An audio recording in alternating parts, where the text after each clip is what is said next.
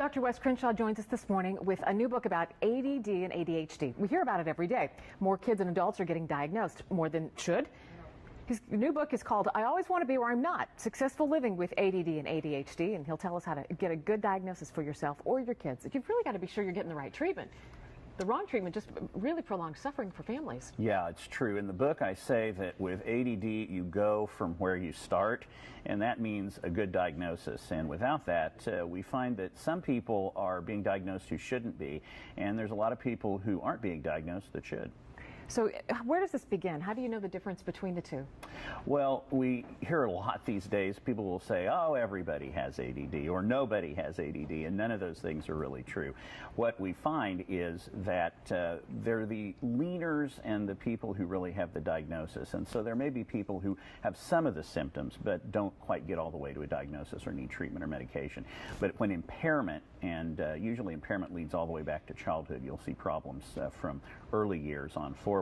When it gets to the point where it's really interfering with your relationships and your work and school, then you probably are at the point where you need to have a diagnosis, or as I call it, tipping over with the leaners.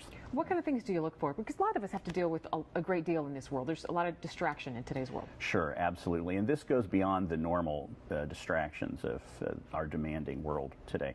You look for a real inability to focus, to really get done things that need to be done, to finish projects you start, or even to start them in the first place. And people who have a chronic problem with that, they'll have multiple relationships, sometimes 2 or 3 marriages, they'll have job changes all the time.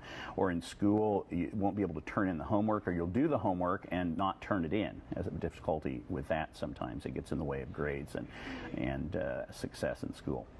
So how do you go from there to a diagnosis? It seems like lots of kids and adults are on medications for this these days.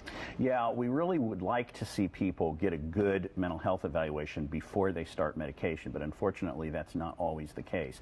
Because of the need for services, a lot of primary care physicians and pediatricians are doing this work, and they vary dramatically. Some give very good assessments, and others just kind of eyeball it when you walk in the door. So we recommend real testing and a real good evaluation up front, and then we kind of suggest people ought to keep treatment going at least for a few months. I always say if you're on medication and you aren't getting therapy, it's sort of like putting gas in your car and driving around the parking lot. You don't really get anywhere. How are people being misdiagnosed? Usually it's the eyeballing problem. You'll go in and say you took a survey online or you have a few of the symptoms, and sometimes prescribers are pretty quick to hand out the medication before the full evaluation is done. And make no mistake, for people who really have a solid diagnosis, medication is really a life-saving experience. For people who are not properly diagnosed, you quickly get to a love-hate relationship with those medicines or find ways to misuse them. So we want that diagnosis to be good. So if you are diagnosed and you're on medication, give it a few months and then continue evaluation? That's what we like to see, yes. Okay. The new book, I Always Want to Be Where I'm Not. Where do you get it?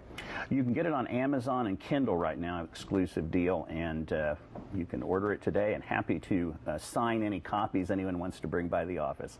All right, thank you. Dr. Wes Crenshaw. Again, he's in Lawrence.